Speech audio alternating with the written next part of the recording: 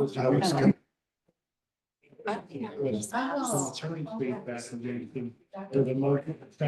evening. I would like to welcome everyone joining us here in council chambers, as well as those joining us via Zoom this evening for our April town council meeting.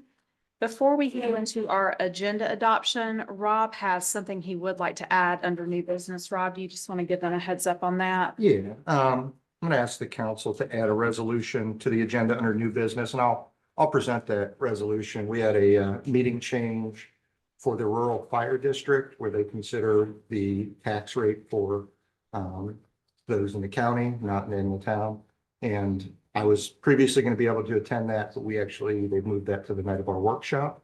So I'm looking for a resolution of council support for them to keep the tax rate the same.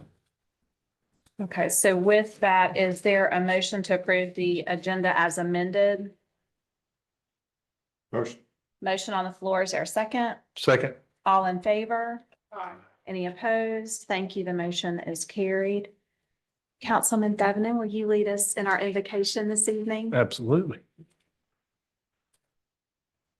Let's pray together. Father, we thank you for this beautiful day you've given us, and so thankful that we survived the apocalypse today. And God, just ask that you be with us this evening as we conduct the business of the town tonight.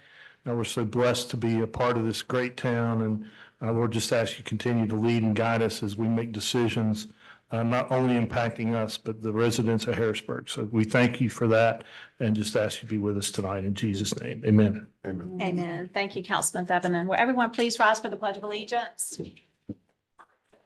I pledge allegiance to the flag of the United States of America and to the republic for which it stands, one nation, under God, indivisible, with liberty and justice for all. We do have one special presentation this evening, and our Director of Parks and Rec, Jim Spina, is going to do that introduction for us. Good evening, Mayor and Council.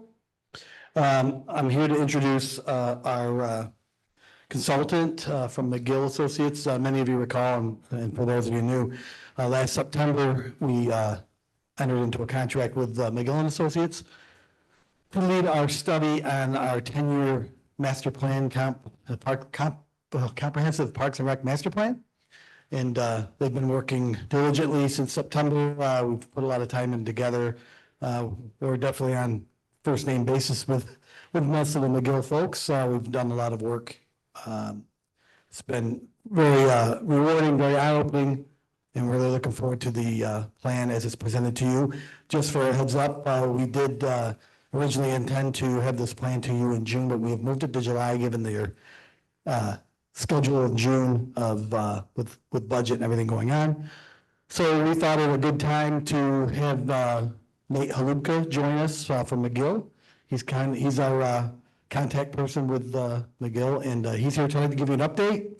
The idea is to kind of tell you where they're at, some early indications, different things, and give you a chance to hear some of the information that they've learned and picked up. And just wanted to remind you that tonight he's going to kind of give you some preliminary data. As you hear it tonight and as you chew on it a little bit, please feel free to reach out to me with questions, and I'll make sure to get those things forwarded to Nate to get some answers for you or submit whatever input you may have, okay? And with that, I'd like to introduce Nate Halupka from McGill, and he'll lead you through the update. Thank you, Jim. Good evening. Good evening. Council. I hope you're all doing well, and thank you for having us out tonight. As Jim said, I'm Nate Halupka. I work with McGill and Associates. I've been working in Parks and Recreation for about 20 years in private, public, and nonprofit. Some highlights that have played into this is I used to be an RRS regional consultant that helped local governments with grant funding. I've also run the state's Parks and Recreation Trust Fund and Land and Water Conservation Fund, and I had a hand in some of the ARPA fund facilitation working with local governments across the state. As Jim said, I really did hope to keep this as an open dialogue tonight. I'll keep this brief and be willing to answer questions that you have, but it's also really important to me to hear what questions you have. And if I'm not able to address them, as Jim said, I'm either able to take them here tonight or I'd offer that you send them along to Jim. Now, one thing that I didn't share as my past background is I'm actually a UNC Charlotte alum. This is a little bit of a homecoming, but I want to share that whenever I finished graduating UNC Charlotte back in 2003, I had friends in Harrisburg, and Harrisburg looks a lot different now than it did back then. You've gone through a lot of growth. And I will also tell you, I've had the chance to work with communities not only across North Carolina, but across the nation. And Harrisburg's unique, and unique in a good way. It's a little bit different that you don't have a traditional type downtown that you might see in a community. And because of that, your infrastructure and your setup is a little bit unique, and that's also been a little bit because of your growth. But what it's afforded you, and what we're seeing through this comprehensive plan, is it's given you an opportunity that a lot of communities don't have.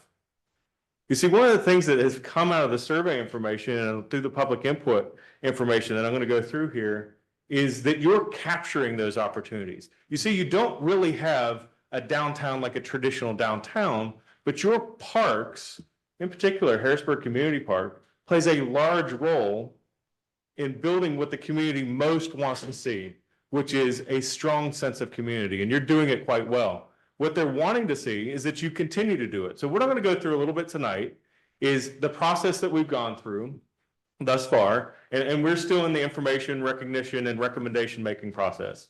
But I want to draw out some of the key themes and some of the key things that we see going forward as you continue to look at growing this community into the future. So what we have up here is, I'm going to go through the effort to date. I'm going to go through a little bit of the public input overviews that we've seen. I'm going to go through just a high level overview of some of the themes that we've seen observed from that public input. And then I'm going to talk a little bit about different approaches that local government look at whenever they're looking at developing parks. And then certainly I want to keep this open. You're welcome to ask me any questions that you have as we go through this, but I'll also keep some time at the end for any open questions that maybe we haven't addressed. So the first thing is I want to show you something that I'm sure you've already seen. And the big thing that I want you to take through this is you have a narrow corridor along your the center part of Harrisburg that is prime to just about every type of development. And one of the things that also needs to be considered for is you only have so much viable park space that helps draw communities together. So how we use those community resources as we move forward will really help start to shape and move your community in whatever direction whatever makes the most sense to serve your population. So some of the things that we were looking at are not only public input, which I'll get into a little bit, but we were looking at how you set up next to your peers and against some national overviews. And some of the things that we did when we were looking at this is to see what type of resources are out there or what kind of national best practices there are for what types of recreation amenities take place and are offered across communities. We take that, so there's national kind of benchmarks and sometimes local benchmarks, and we compare them also from what the public has to offer or what they're saying. So some of those key needs and themes that we're starting to see come through are you generally don't have an indoor recreation facility, so that's something that's been expressed to date. Generally facility growth, and that goes with a lot of communities as they're looking at growing. The need for additional open space, especially in rapidly growing communities where additional residential, commercial, and industrial developments are taking place. Passive recreation, so a lot of your park system right now is moved towards active recreation. You do have some passive spots, but having just open and green space is important. Trails and walkability. I think you couldn't go to a single community across the entire U.S. that's vibrant and walkability not come up. So it was certainly an expectation that we would see that come through with your input, and that's come through. So that'll be a hallmark for looking forward also. Multi-purpose fields. I know that the Parks and Rec Department have done a lot of work to make sure that your facilities are being well and optimally used. Each one of those also have a carrying capacity. And as I think we've seen, they're starting to move towards that carrying capacity. And then I would be amiss if I did not bring this out. One of the very first meetings that we heard and some of the information that's come through public input is not only is community important, but your cultural makeup is important to your community. You're a diverse community that is intelligent, works well together, and making sure that all of those different needs through all of the different racial and ethnic makeups are important, and all those cultural assets are retained. So any questions before I start to move on a little bit deeper into some other information? All right. So next up, we employed a multimodal process to gather public input. I'm not going to dwell on this slide in particular. The couple highlights that I have here is that we were very proactive in trying to get the public involved in this, and it's paid off. We've had over 1,000 respondents in one shape or form as we're gathering this public input. And the ways in which we started to do that, we did that through a couple public meetings where we capitalized on events that the Parks and Rec Department offered, things that were already drawing the public in. We actually had 2 surveys that we worked with y'all on. One was a statistically valid survey that we worked through a third party to help out to make sure that it was meeting all your demographic groups. Another one is that we wanted to make sure that every member of the community has the opportunity to reach out and do the public survey. So we held an open to anyone survey. And that actually captured some of your visitors, which actually gave us some useful information.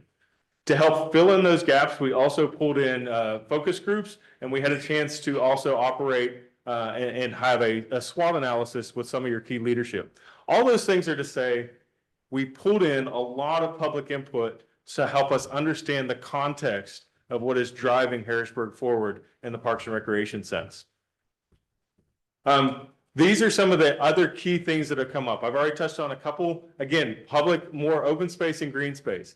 There is another need that is just growing, and it happens with any community that's growing, is a need for more programs, educational programs. And what typically happens whenever you have a relatively young department moving into longer range growth is traditionally the start of the programs happen with offering programs to young children and at times seniors, and often younger adults, middle-aged adults, and the working community. You have to fill into those. And we're starting to see that with y'all. A more robust need of programs is going to be needed in the future, and then all the context that goes with that.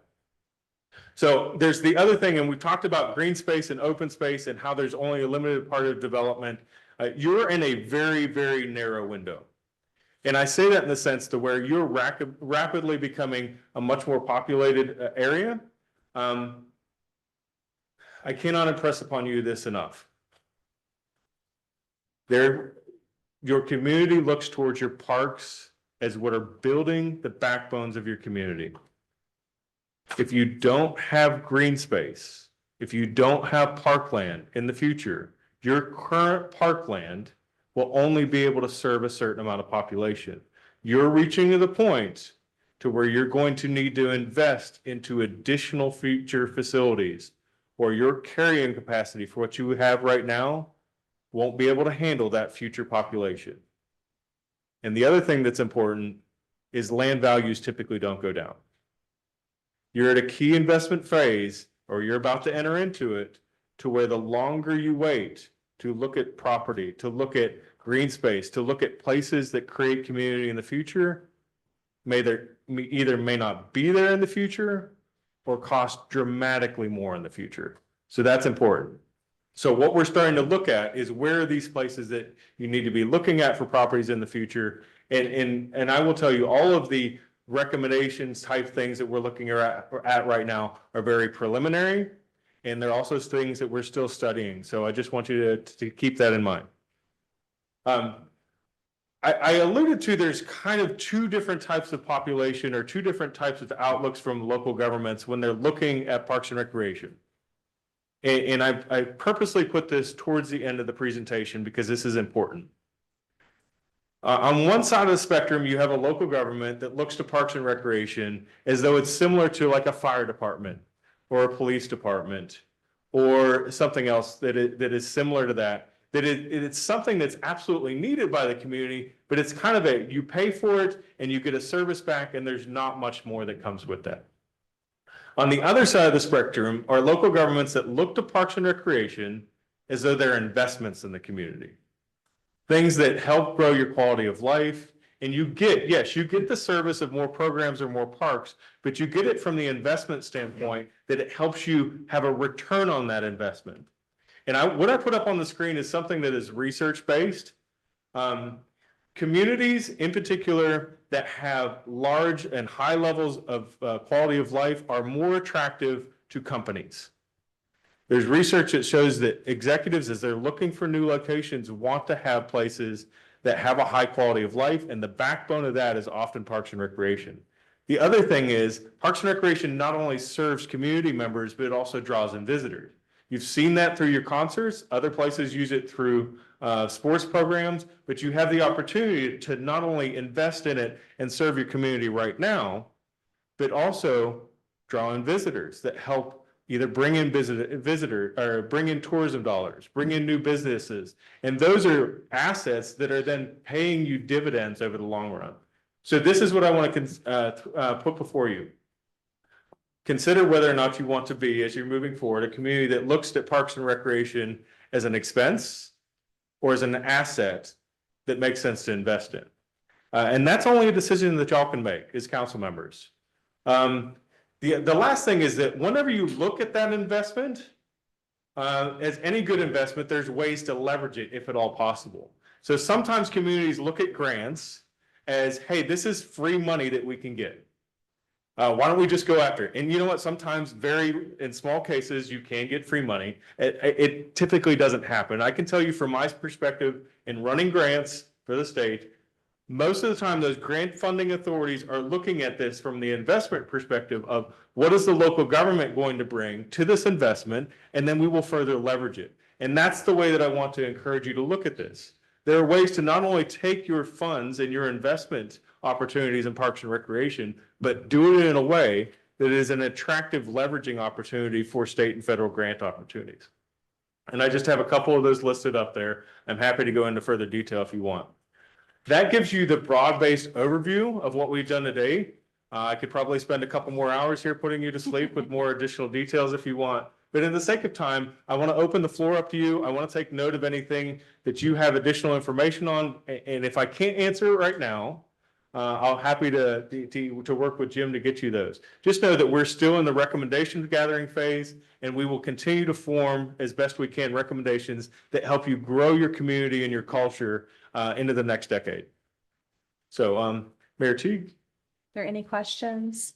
I've got two real quick. One is when you collected the data, did you delineate inside city limits versus outside of city limits? I think that's a great question. So we actually, because we did two different surveys, the one that was the statistically valid survey, it was operated through a third party, and they went out and demographically stratified and went out to population groups to make sure that they hit that.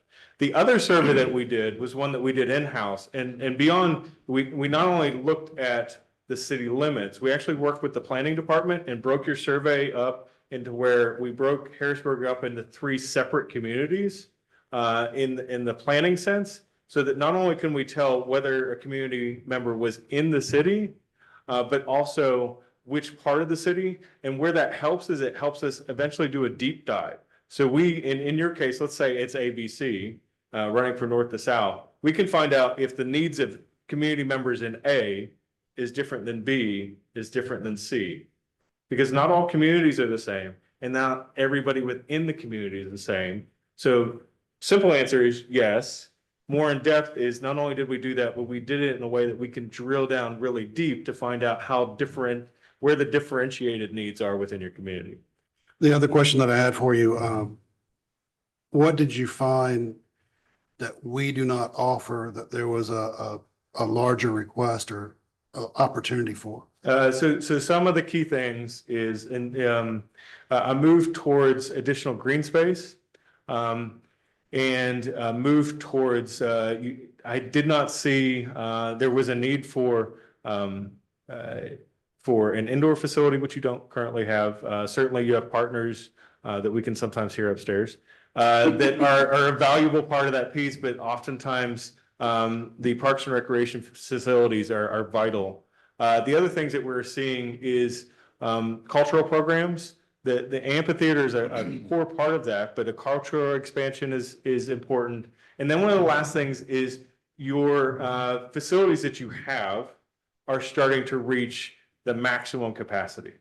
So an expansion of that, but then also the expansion of the maintenance that is needed to make sure that those are well maintained. Thank you. Sure.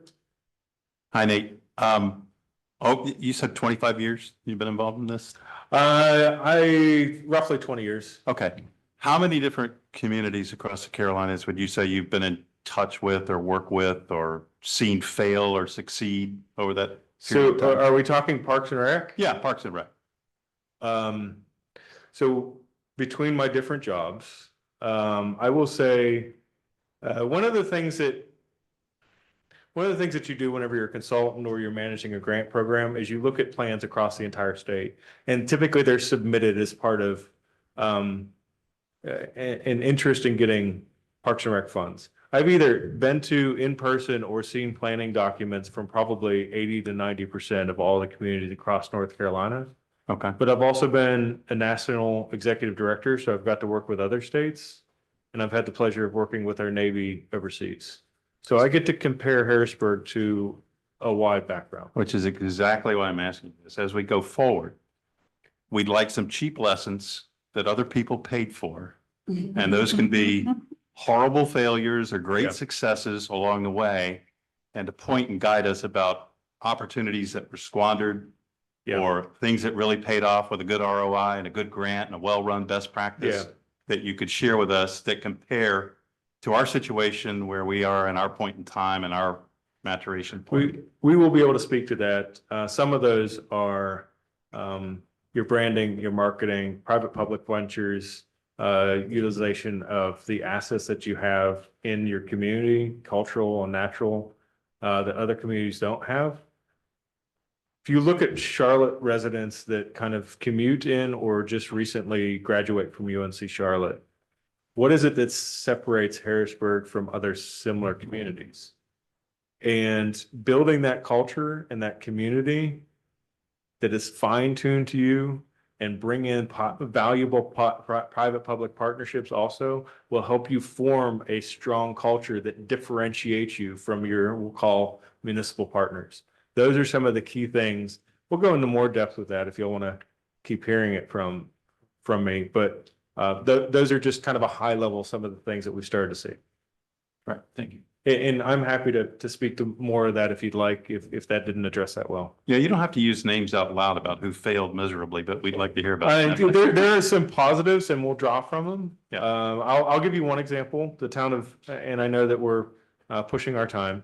The town of Apex has been highlighted for the quality of life in the state. And actually, I want to say it was either Business or Forbes has drawn on to them several times. There's similarities to where they're highlighted as one of the best communities in the state for attracting businesses, for high quality of life. And there are a lot of similarities between where Apex is now and where Harrisburg is moving towards. Yep, thank you. Any other questions? Well, I'm sorry. Does Go your ahead. study get into fees and what other towns charge in any way, or? That I would have to look back off the top of my head from our agreement. There is some language that speaks to comparables and how we assess that. To the degree to which that is done, I can't off the top of my head speak to right now. But yes, we do look at your comparable communities. Thank you. Sure. Thank you so much for presenting that this evening. Thank you. And I appreciate it. And apologies if I got a little long-winded. Oh, no, I'm perfect. excited about the future that you have. And everybody that's here should also be. Thank you Thank very you. much. We have public comment this evening. I will make note at our last budget meeting a couple weeks ago as a council, when COVID was put in place, we were allowing folks to make public comment via Zoom. We decided at our last budget meeting that we were not going to let public comments be made via Zoom. Some of you might have seen some things in the news where people were not playing very nice with that, and it became to be quite an issue. So as always, if you are joining us via Zoom and you have questions for council or anything that you've heard this evening, you can certainly reach out to us at our council@harrisburgnc.org email. We'll be happy to address them there. Otherwise, we will take all public comments for those that are in person. With that being said, we did not have anyone sign up for public hearing this evening. Is there anyone in council chambers that would like to speak? State your name and address for the record. I'm probably the last person y'all wanted to see come up here. No, Sandy Morgan, 7173 Ruth Fiddler Drive Lane, whichever it is, Postal Service says drive. In Harrisburg, obviously. Just real quick, I won't keep you long, I won't say a lot. I just want to know, I want you to know that I know this is in the development stages. I understand that Shamrock Road development is in development stages. And I know it's still got a ways to go, but I just want to keep in your thoughts what impact this is going to have on smaller neighborhoods. Like Stallings Farm and River Hills, people bought their small neighborhoods so their kids could ride the bike, so their people could play, people could be neighbors, walk around and see each other. We really don't need this traffic and all the mess that comes with it. That's why we all moved here. That's why we moved to Stallings Farms. It's just 100 homes in Stallings Farm, 100 homes. So I'm just asking you, please don't allow another neighborhood to come in to be built at this time. We as a town have not even begun to fully feel the impact of the two large developments, Camellia Gardens and Harmony Acres. We haven't even begun to feel that impact. So I'm just asking you, please don't do this now. thank you, Sandy. Is there anyone else in person? Whichever one wants to come up, just state your name and address for the record. Good evening. My name is Laura Valencia. I live at 324 Autumn Drive here in Harrisburg. And I have a big problem that I already complained about. Mr. Ton was at my house and he's been at front of the house. What happens is that the people it lives now in the at front, right across from my house. The parents died and they heritage the property. Now they converted as a commercial or commercial place, which they coming with the trucks and coming and going trucks. I mean, they've been converted as the residential to commercial. And I believe Tone has been talking to them, but they say they're gonna move in a year from now. I don't think that's fair. I've been spending a lot of money in my house. I want to see it nicely. I want to have everything correctly, you know? And all of a sudden they come in with the trucks and I have a pictures, I have a videos showing when they come in with the trucks and going out, you know? So my neighbors across in the sides of the house, I've been talking to them, but they say why don't we gonna go over there, Laura, when they don't do nothing? They never do nothing. You know, I said, well, I want to go because it is impossible that they converted the place in a commercial with the trucks and everything like that. And they value our place, you know. So they say, but we've been complaining and they don't do nothing. But I don't believe that. That's why I'm here. Okay? And can I verify, you said 324 Autumn Drive? Yes. Okay. That's my question. I think we can reach back out to Tom and follow up on that for you. Thank you very much. Thank you very Thank you. much.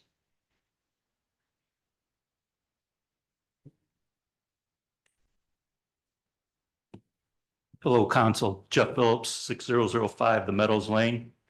I just had a quick question or quick concern on the budget. A couple of weeks ago on a Saturday, I was listening to your budgets and I heard all the pitches from the managers throughout the town and everything. But one thing, when you do your budget, do not forget about Public Works. Our town just celebrated 50 years of being a town. Our infrastructure is starting to deteriorate. Storm pipes, water lines, sewer lines. The neighborhood I live in is 27 years old and it seems like the town is always in our neighborhood fixing water meters. You must have a plethora of water meters at the office or something. So when you do your budget, be awfully cognizant of the Public Works. Town is aging. I work in that type of business where a lot of our neighborhood towns, Kannapolis, Concord, Monroe, they're 50 years old and they got water lines breaking. They got storm pipes just breaking. I'm getting a little concerned about our town now as we age and everything. Don't forget about the neighborhoods like on Valhalla, Harrisburg Estates, and all those. So once you do your budget, don't forget about public works. That's all. Thank you. Thank you, Mr. Phillips. Is there anyone else? Okay, thanks for those that spoke with us this evening. We will continue along on our agenda. Next up is the consent agenda. Is there a motion on the floor to approve the consent agenda as presented this evening? Motion to approve. Motion on the floor. Is there a second? Second. Oh, take your pick. All in favor? Any opposed? Thanks. The motion is carried. We will start with our communications. First up, we have our town manager. Good evening, Mayor, Council, community. As opposed to most meetings where I say I'm going to keep it short and then I very much do not keep it short. I am actually going to keep us pretty brief this evening because I do have the resolution I want to get to. I'm just going to remind the public and the council, our next budget meeting is April 18th. We have had a tremendous amount of participation so far. You heard, Mr. Phillips just come in here and make a plea for infrastructure.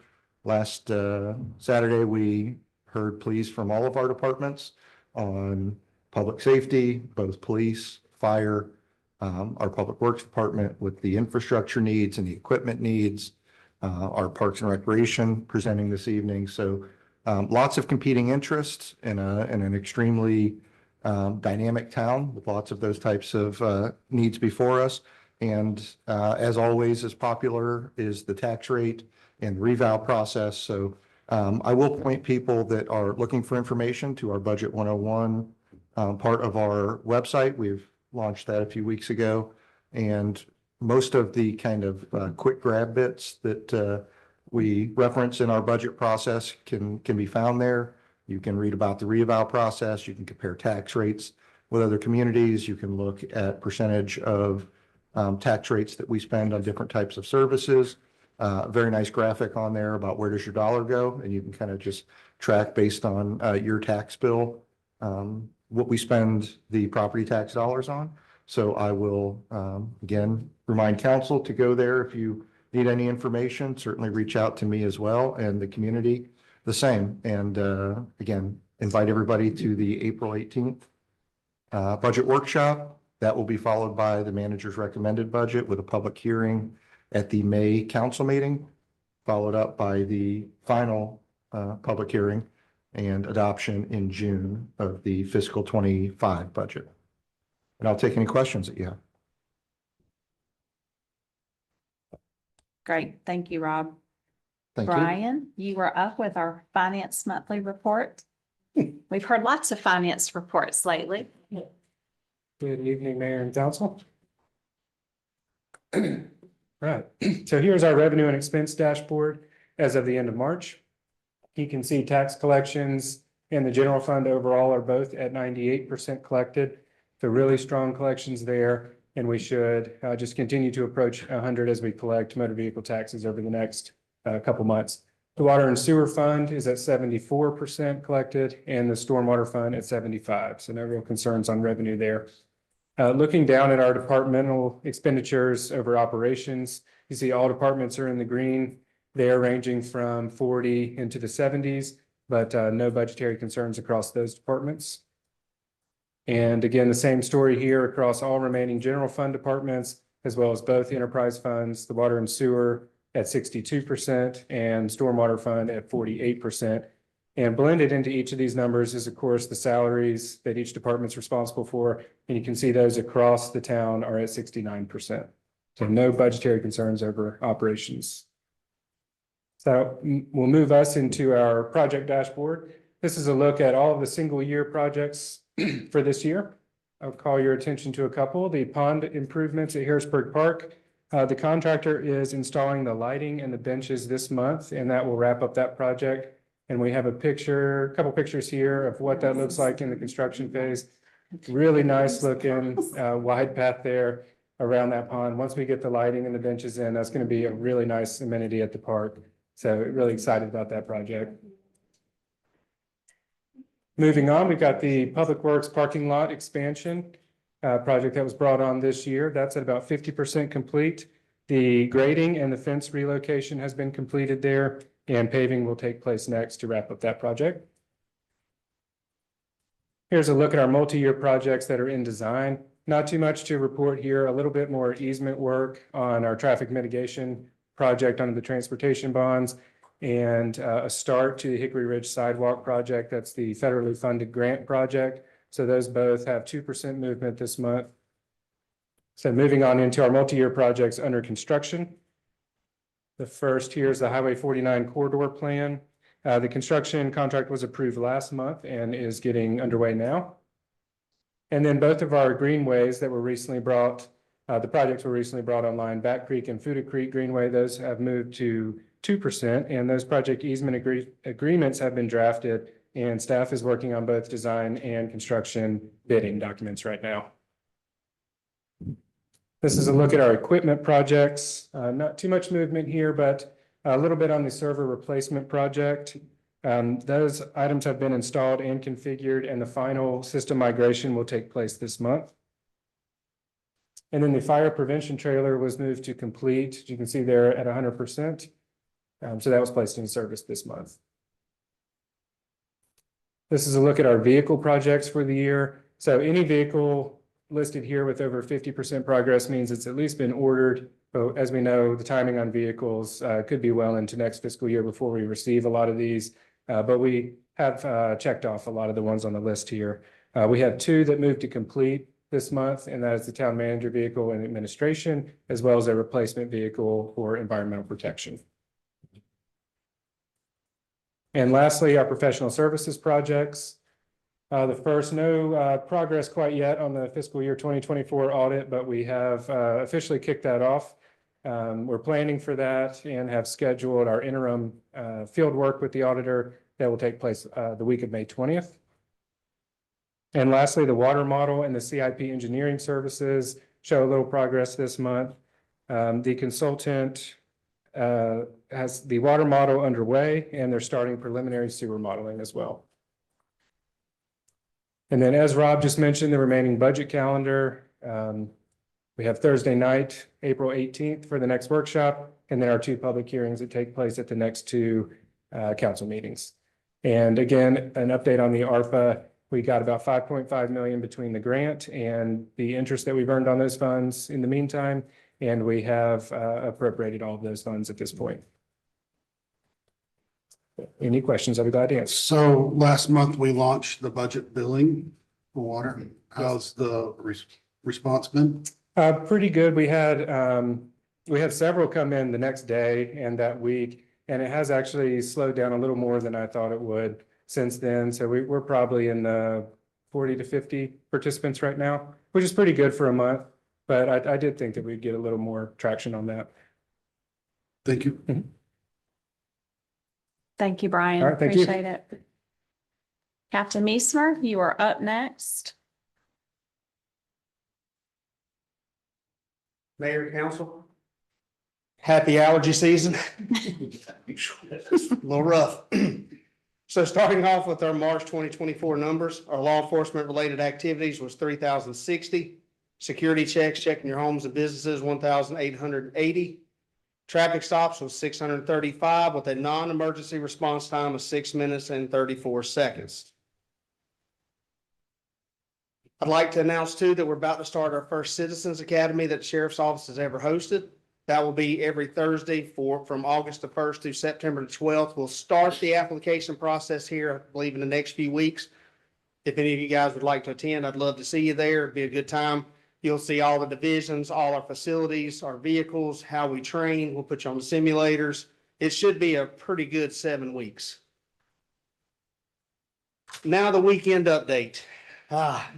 Nash isn't here to defend herself, so I'm gonna blame it all on her. I literally mentioned last Wednesday that this was going to be a boring meeting and I had nothing to say. It's her fault. She should have slapped me as soon as I said it, but she didn't. So apparently Harrisburg said, hold my beer, and it was off this weekend. So Let's start with Rocky River Crossing. I know that that was all over their Facebook page, what occurred there. We had it's all right, man. They get these technologies, no worries. So Rocky River Crossing. We had numerous 911 calls and most of them were coming in as somebody is shooting at my house. What we discovered is a gentleman and his son bought a gun off the street and decided to start test firing it in the neighborhood in their backyard. 11 deputies later, they ended up face down in the front yard and we started piecing it all together. They did not have any criminal intent to hurt anybody, just some incredibly poor judgment. So they've been charged accordingly. If anybody in the neighborhood would like to talk to me or know more, we checked houses. We went door to door, checked vehicles. They never actually hit any property, mainly just shooting into the base of trees and in the backyard about 50 yards from two of their neighbors' homes. But in the middle of the day, that's enough to get the neighborhood stirred up quite well. Of course, we had a fatality down on Robinson near Nona. That actually occurred in the county. I know that's been a concern for some of the previous council and some of the folks on council now. That roadway can be a little rough. That particular fatality, preliminarily, we believe was more on the medical side than it was either speeding or reckless driving or substance abuse. We're leaning more toward the medical, but we don't have the autopsy back from the highway patrol. On Saturday night, we had what came in as an armed robbery first at Circle K. What we ended up discovering, there was no weapon shown. Gentleman came in and committed more of a larceny. Went behind the counter, started grabbing entire cases of cigarettes, about $95 a piece. The clerk, God bless her, decided to intervene. She did try to lay hands on him. He gently, I'm not going to say he assaulted her, but he definitely gently pushed her away, trying to get her off of his back while he stole cigarettes. We are investigating that one currently, but that's going to be more of a larceny than the robbery that originally came out as. And then last but definitely not least, Abington this weekend. If you haven't heard, I know it did not hit the forum, which amazed me that it has not hit the forum, but it was a prom party where multiple schools ended up at the party.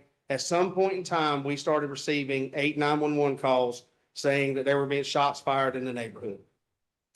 We have numerous videos. If you have more, we would love to take them. By all means, contact me. If you have anybody that was at that party, we'd love to interview them. We are investigating it from a possible shooting where no one was injured to possibly being fireworks. There is evidence that is leaning toward fireworks at this point, but that is definitely preliminary. We're still doing interviews, still looking at videos, still tracking down a ton of kids. If anybody has any of that information, I said, please contact me, because the more information we have, the better we can get to the bottom of it. Any questions?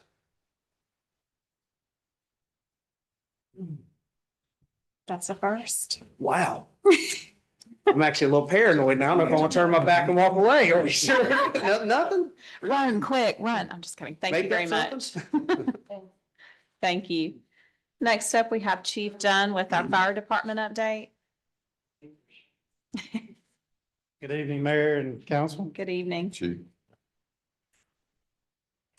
Let's see.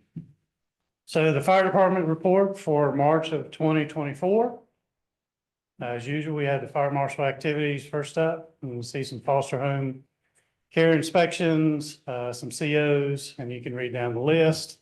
One thing I do want to point out, several years ago in our fire marshal's office and fire prevention bureau, we knew that a piece of our community was missing on our fire prevention program. So we started a homeschool program where we invited them, brought them together. Sometimes it was at a local church, things of that nature. But again, we were able to complete that again this year, and certainly are proud of that other fire departments have followed our lead on that, and they're doing homeschool programs as well now.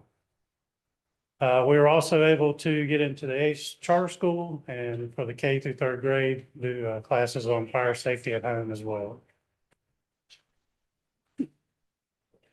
You can see the fire marshal's office inspections activity. Again, the majority of them are general, and then you can read through the other COs, daycares, foster cares, and things of that nature. As far as their annual or their monthly inspections for the month of March, they completed 38 and 12 of those were re-inspections, and then you can see the totals for the year. We added this slide this month. You can see the violations that our inspectors are finding out there with. Typically, in this business, you find the most in fire extinguishers. They're required to have annual inspections. So you can see the largest percentage there at 13%. As far as our operational responses, we did respond to 232 incidents this past month. Our response time actually got under 4 minutes in the month of March, 3 minutes and 58 seconds. So pretty proud of that. And you can see our ongoing chart that we give you every month, and you can see the graph going down for the month of March as well.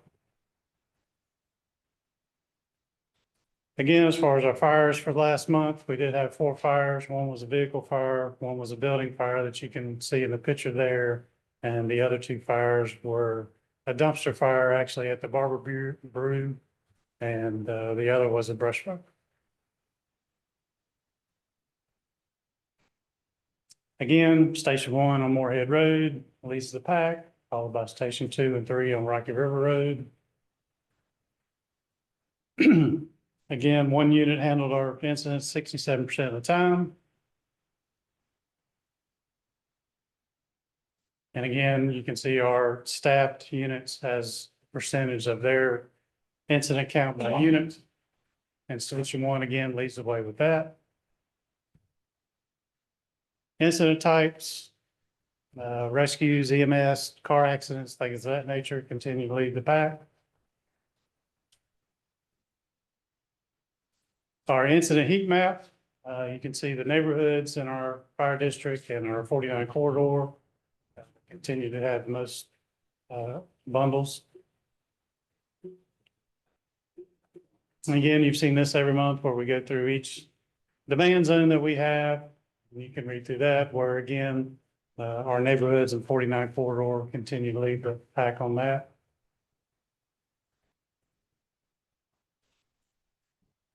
As far as a few updates, we have hired another lateral firefighter from the city of Greensboro Fire Department. He came in as a firefighter 2. On March 25th, we did begin our in-house recruit program. That's going very well so far. We're also in cooperation with Rowan Cabarrus Community College on that endeavor as well. And then you can see the bottom right-hand picture. We did hold another mutual aid training with the city of Charlotte and city of Concord on our training grounds. And that's. Any questions for Chief Dunn? Thank you so much. Thank you.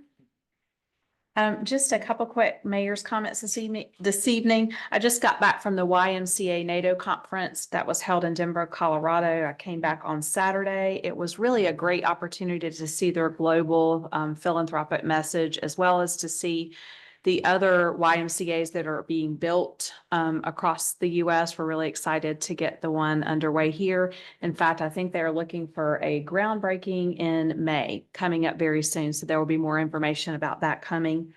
This week, we have our chamber legislative breakfast. I think several of us will be attending that. And then just a reminder that next Wednesday and Thursday is the Special Olympics Games, and that is at the Cabarrus Arena. That's always a really great time. Please feel free to stop by and lend their support. And that is all I have this evening. Are there any council comments? Mayor, I had a couple. I saw our great town on the news the other night for a Zumbathon, and the money went to help with the food bank as part of Multicultural Month. So congratulations to those folks.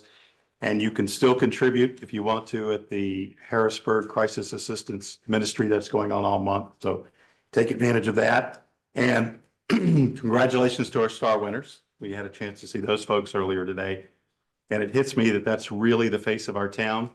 And when you hear stories like we heard this afternoon, what a great branding opportunity for us to have some feel-good stories about where our town employees interact with the community, and can't thank them enough for all they do. And to see people, our town's been here 50 years and some people have worked for us for 25 years. So some amazing stories today. That was great. Thank you, Chris. Any other council comments? So I'll say on March 22nd, I went to a legislative breakfast hosted by Mental Health America. And it was a really great opportunity to hear from some of our mental health professionals in our community. And they talked about just making sure that we're doing whatever we can from all areas of government to address funding and activities, because there's research that is statistically proven to show that those activities reduce your rates of suicide in your community. And I'll echo a little bit of what Chris said. Like, it was really nice to attend our Star Awards today and to know that the type of people that we have that are the face of our community. It's really awesome. Any other council comments? Great. Okay, with that, we will move right along into our public hearings, and we will have Shelley that will present the Farmington PUD Conditional Zoning District for us this evening.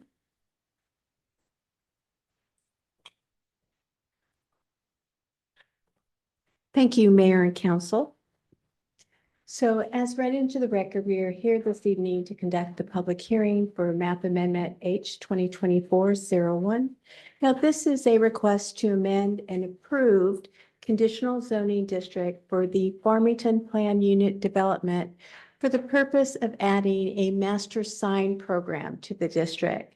It is staff's recommendation and the Planning and Zoning Board's recommendation to approve this map amendment as presented this evening. So this map amendment is actually a little different than the typical zoning map amendment you hear.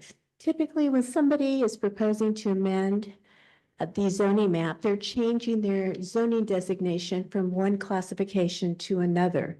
In this case, they are not proposing to change the conditional zoning district zoning classification. They are proposing to amend it for the purpose of adding the master sign program. So this does require the processing of a conditional zoning petition to amend. This does not alter the approval itself that exists. It still allows the vested uses and keeps them to the overall approved design. It requires that they still comply with any existing conditions of approval. It does not intensify or add density to the existing approved plan. This simply adds a design layer to the approved plan unit development conditional zoning district. So I'm going to take a minute to talk about Farmington itself.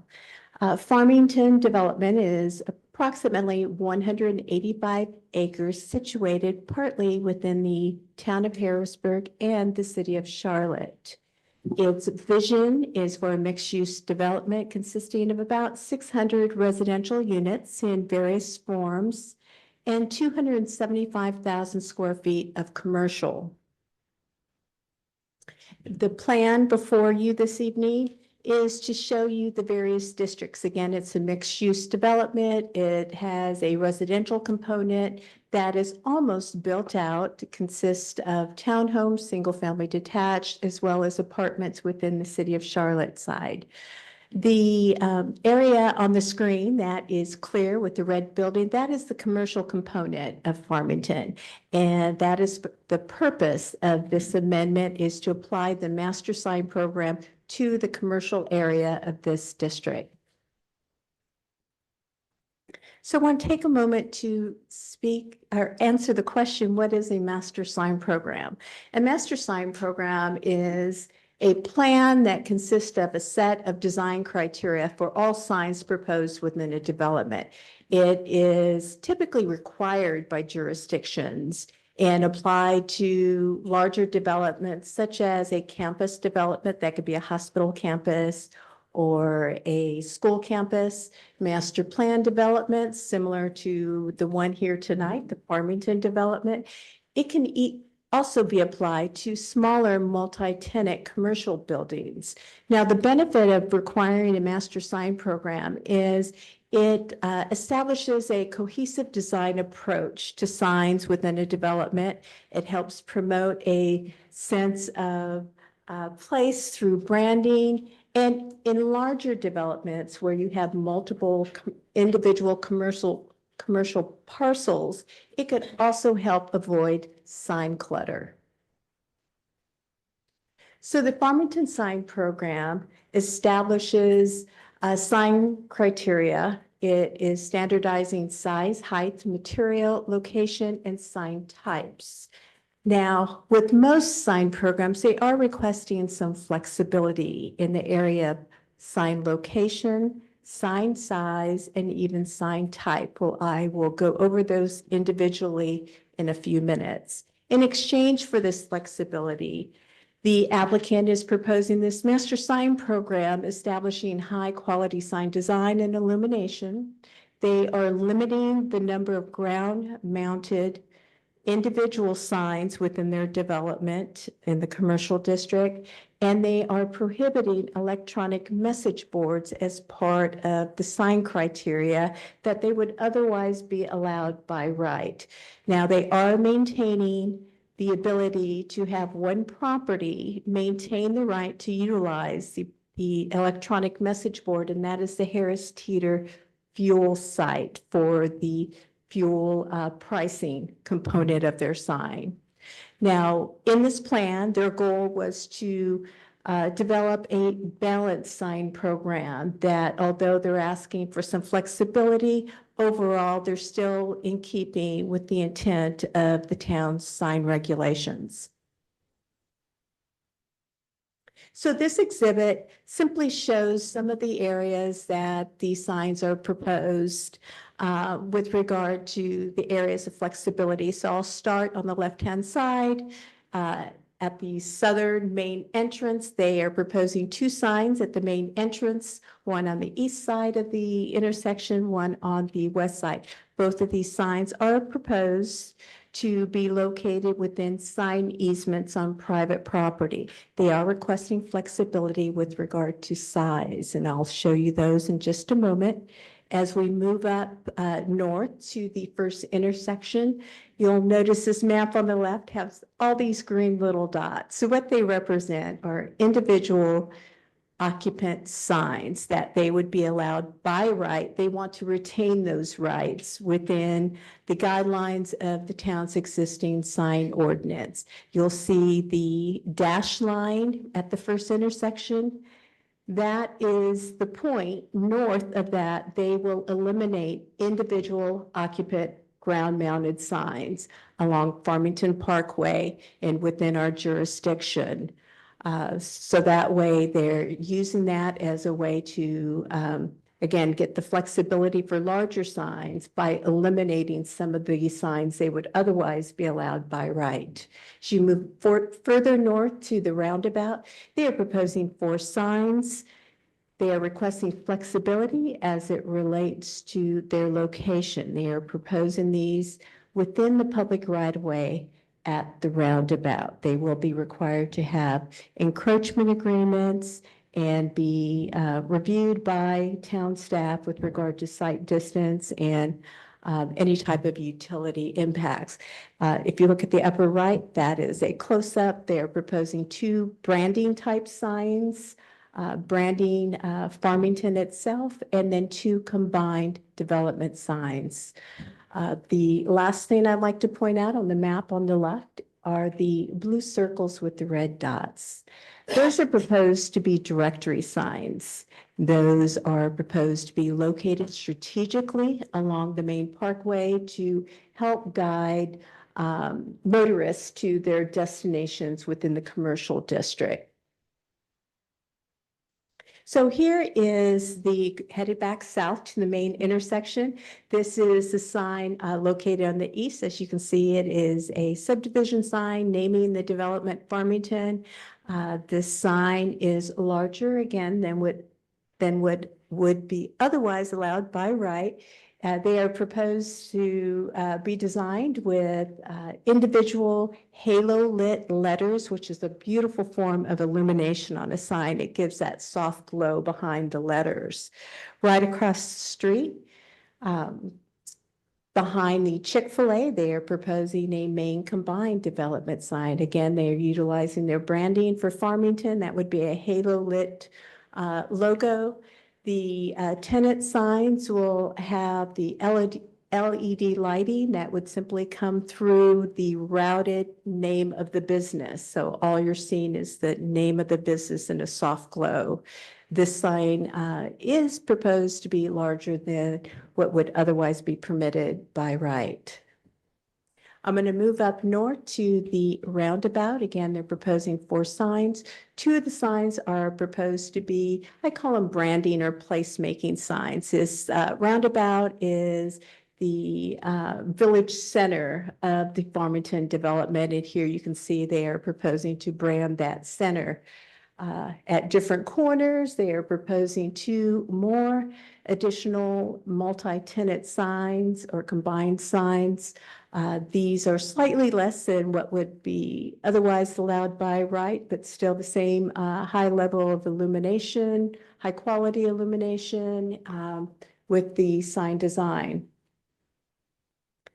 The individual ground mounted signs that they are proposing to retain the right for, they are 32 square feet in size, and they are consistent with all the requirements of the UDO. There's no proposed flexibility with these signs.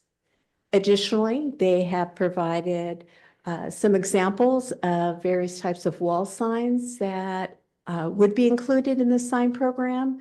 Wall signs, projecting signs, canopy signs, and then the hanging canopy signs. All of these signs are allowed within the town's UDO.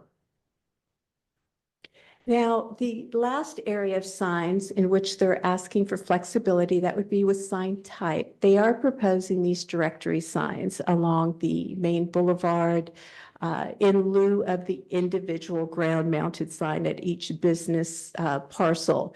They are not illuminated. There is a reflective white vinyl that is planned to be applied to these that will have a directional arrow next to the business name, excuse me. Again, the intent is to direct motorists to their destinations within the commercial district.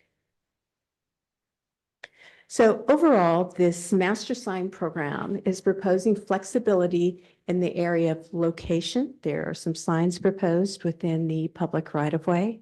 With regard to signs, some of these signs are larger than what would otherwise be permitted by right, and type, specifically the directory signs that are proposed within this plan.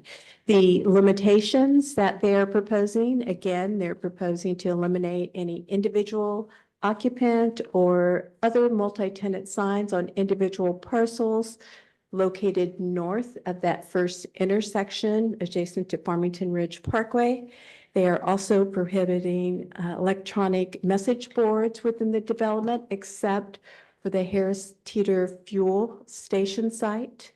Additionally, their master sign program provides a high quality of design and materials, and ultimately the cohesive signage within the overall development.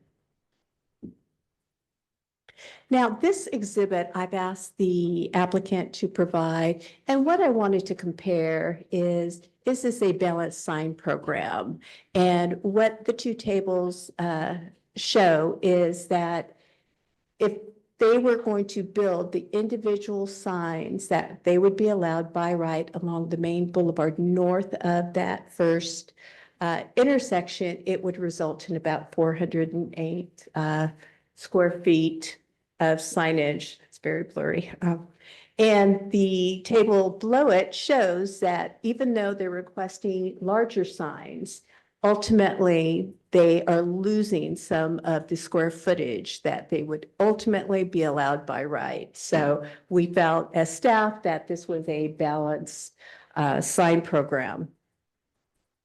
So this project went before the Planning and Zoning Board at its March meeting, in which part of their required vetting is to ensure that this development proposal is consistent with the decision criteria outlined in the UDO, which is also provided in your staff report. And the Planning and Zoning Board did find that it was consistent with the design criteria.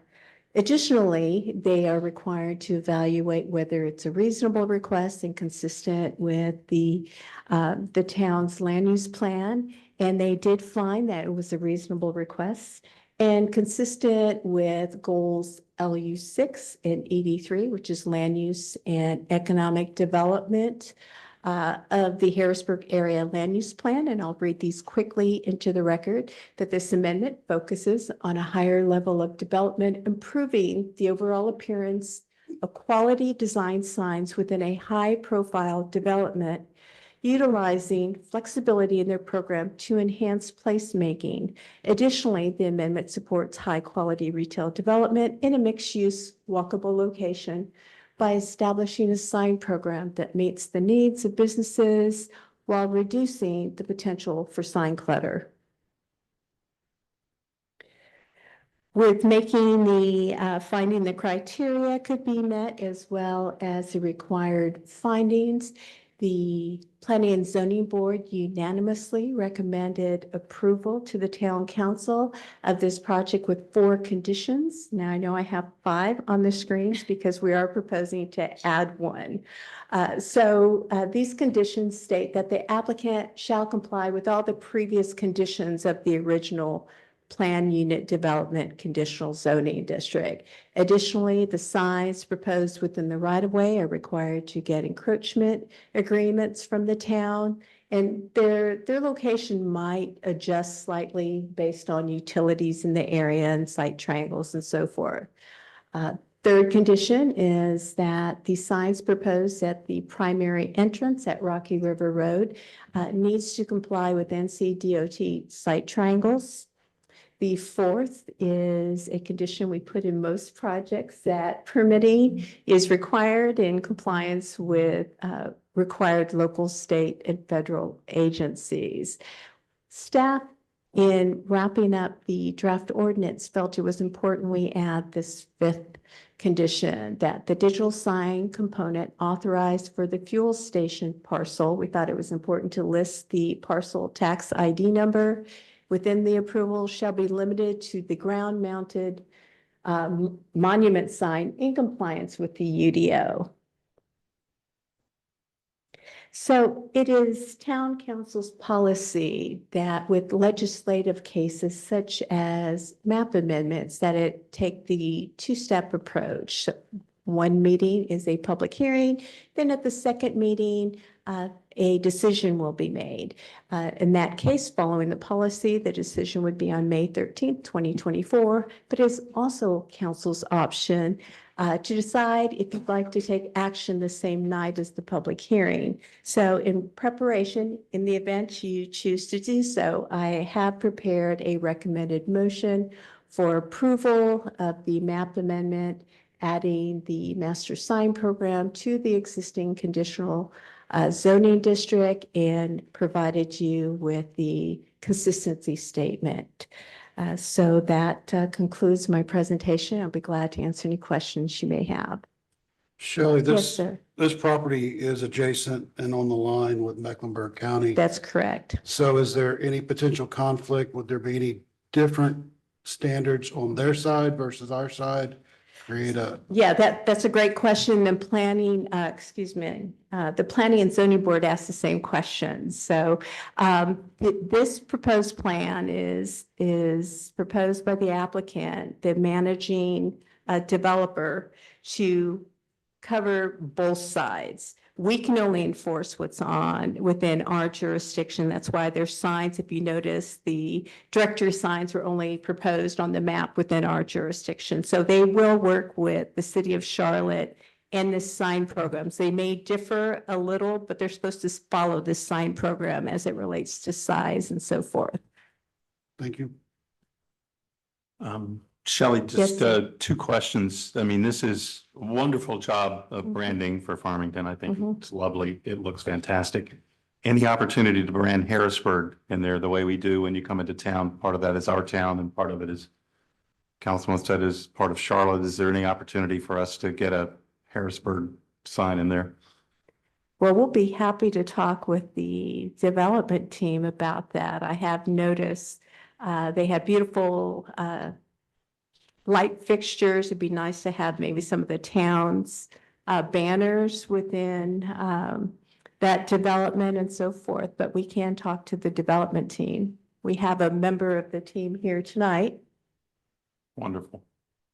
And then my second question sort of builds on that. Is this something that could be portable if another development was to kind of come on and use this style, or are we going to be a hodgepodge? This looks totally different. As you move around Harrisburg, you don't quite know where you Yeah. are. It'd be nice if you, of course, in Harrisburg, it feels like Harrisburg, but no, this feels like Farmington, and that feels like old Harrisburg, and this feels like the Harris Teeter. So, Well, it's been my experience that many mixed-use developments, such as Farmington, they do try to brand their own identity. So I think if we want to see if we can incorporate some of Harrisburg's logos to let people know, okay, this is unique Farmington, but you're still in Harrisburg, that will be a great idea. I think we should look at amending our sign ordinance to actually require these master sign programs, because I think it will elevate the types of signage that we get in larger developments for a higher quality, so. yeah, great work. Mhm. Are there any other questions for Shelley before we open it up for public hearing? Shelley, I had a question. Yes, sir. All right. Can you go back to the pictures of the gateway? Yes. Signages? And I know we decided to let this kind of go through the P and Z board and then to here. But there's a comment I had early on. Is the proposal on these signs to have unfinished exposed gray concrete? Like on the base there where we see the vertical plane, and that may be a question for the Yeah, applicant. we'll direct that to the applicant on that. Okay, because I think that would be, that'd be a stark change from what we allow in the rest of the town. And I know Because these most are- of them are brick. Well, Brick one of the bases. conditions that we have as a standard condition on our homes is you're not allowed to show any unfinished concrete on like a house, let's Okay. say. So we require a brick cladding or some masonry Some matching material. material. Now, not that this is necessarily directly related to that, but it may be that it just needs to be a polished or Polished I could see that concrete. almost being like a dark brown that would Tinted. match the rest of Farmington. I'm not a designer, so I don't want to, Okay, I don't want to put, sure. my design on them, but it was something we'd brought up earlier, and Okay. I'm surprised the P and Z board Mhm. didn't mention it, but I'd be curious to know if it is exposed. Okay. We'll get concrete. clarification from the applicant on that. Any other questions before we open it up for public comment? Thank you, Shelley. Absolutely. At this time, we will open the public hearing for the Farmington PUD Conditional Zoning District. There was not anyone that signed up on the sheet to speak. Is there anyone in person that would like to speak on the conditional zoning and sign? Yes, Morgan Lucas, representing the applicant, is here this evening. Okay, great.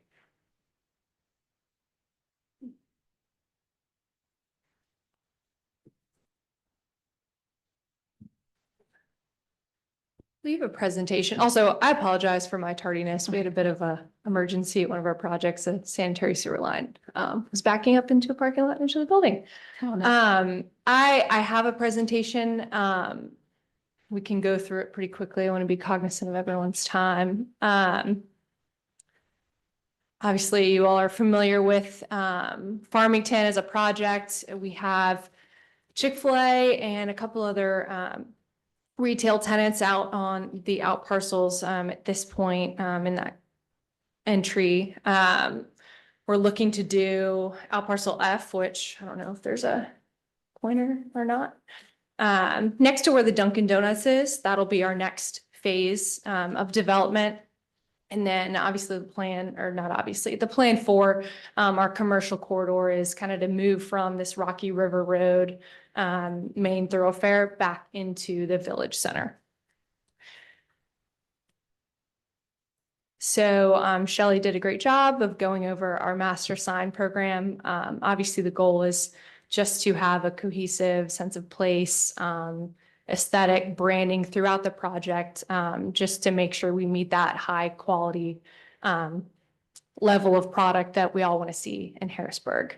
And obviously reduce clutter and confusion with less signage placed in, what's the word I'm looking for? Strategic, thank you, in strategic locations. So this is a great example of level of quality and type of signage. Kingsley and Fort Mill, South Carolina. You can see they have a great looking prominent monument sign that features all their tenants, as well as, if you can see near the middle and the top, that's their directory wayfinding signage, which is similar to what we proposed in our package, as well as some wall signs that, again, are in line with the level of quality that we're looking for. Another great example is Blakeney here in Charlotte, similar in that they have plenty of multi-tenant ground mounted signs that are great quality. All the major tenants are, featured in a prominent way, but it's not that electric message board signage. It's high quality. And I believe they also have, it's pretty difficult to see, I apologize. In the top middle, they also have some wayfinding signage similar to what we're proposing. And a subdivision entry sign down in the bottom left corner. So with that, I guess just open up to questions. I'd love to touch on your question about the concrete finish. So it's hard to see on the design. It's actually a wood stamping pattern. I will clarify with our sign designer if there's going to be some kind of smoother finish to that. I am not completely sure on that. So we'll definitely confirm and let you know. Appreciate it. Yeah. Yeah, if you could just send that to Shelley, we'll take a look at it. I mean, you can kind of see in there, it looks like it's wood plank stamped, but if it's going to be unfinished concrete, we would make a comment on that before the next meetings. Yeah, of course. Understandable. Any other questions we can answer? Thank you. Great. Is there anybody else in the audience that wanted to speak during public comments on that before we close? Yes, Wally, just state your name and address for the record, please. Wally Wallace, 3093 Spring Forest Road, Addison Park. Just a couple of questions. One, are there other mixed-use locations like this in Harrisburg? And secondly, is this going to set a precedence for how you do signs with other locations?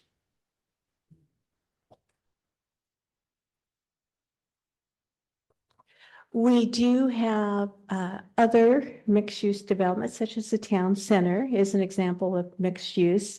Its development guidelines did incorporate a sign program within it. And with regard to your question about setting a precedence, I hope it does, because I think the sign program proposed elevates the signs within the town of Harrisburg. Thank you, Shelley. Are any other public comments? Okay, with that, public hearing is closed. So we will wait until the May meeting so we can get some clarification on the design. Great, thank you. We do not have any old business, but we did have a amendment for the rural fire district resolution under new business that Rob's going to talk to. Hold on to it, sit down. Thank you, Mayor and Council. And this one is pretty straightforward. Resolutions going around, but I will just paraphrase what we have here and give you a little bit of background on the resolution. Is that the rural areas, so the county areas surrounding Harrisburg and all of the towns in the county are assigned a contract. And it's not really assigned, I mean, it's a negotiated contract with the municipal fire departments. So we have a fire service area. It was just redrawn or reorganized in 2022 after a study on who could provide the best services for certain areas.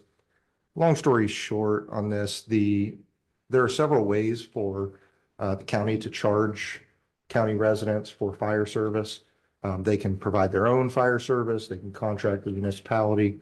Obviously, contracting with municipalities is the way they've chosen to go and tends to be the most economical. The form that they've used to collect those funds is what's called a rural fire district service area. And that is part of the state code, and it limits the amount up to 15 cents. That's the max that you can charge for a rural fire service area. There are other ways to charge for that do not have that limitation, but this is the one that is most prominently used throughout the state. Currently, just like all the other tax rates, that's up for negotiation or discussion with the county commissioners as part of the revaluation process.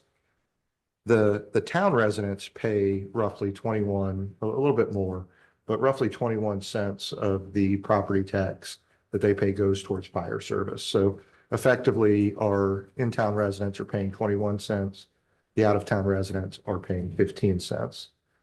This resolution is just a council resolution in support of keeping it at 15 cents so that it does not go down to maybe 10 cents. And then we have town residents still paying 21 cents and out-of-town residents paying 10 cents. Our fire department has been in support of this for years, that the entire service area, we would hope, pay the same tax rate. However, with the limitation of 15 cents being the max, that is never going to be achievable. So we understand in-town residents are going to have to pay a little bit more. However, going any lower than the 15 cent that it is right now would be detrimental to the fire department. Those funds are accounted for in our financial models on staffing, on fire truck purchases. So if this were to go backwards, we would have to go back and look at some of the operational recommendations that we've made from the management office to council for this year. So we'd ask that you guys approve this evening. The reason this is coming up so late is that they changed the date of the meeting that they'll be considering this. I intended on being at that meeting, and I've already sent a letter to the same effect that the resolution has here. But we have our budget workshop to the same night as the meeting they changed the date to. So I would like to have a resolution from council, the letter that I've already sent, and then Chief Dunn will also be unfortunately moving around his schedule a little bit because he's supposed to be at a conference as well. So he'll be attending that and trying to impress upon the commissioners that it's important that they keep this tax rate the same. And I'll take any questions if you have any, or Chief Dunn is here as well. I think that makes sense. And if there's no questions, is there a motion on the floor to sign the resolution for the rural fire district ad valorem tax rate as presented? So moved. Is there a second? Second. All in favor? Aye. Any opposed? Thank you. The motion is carried. Action items, Rob, the only one I had was to follow up with Tom on the address across from Autumn Drive that one of the residents spoke about during public comments. Did you have anything else? Nope, that's the only one I have, and that was brought to my attention earlier today. Okay. So I've got a follow-up on that already. Okay, great. And we do not have a need for closed session this evening. So with that, is there a motion to adjourn the meeting tonight? So moved. Multiple seconds. All in favor? Motion is carried. Thank you.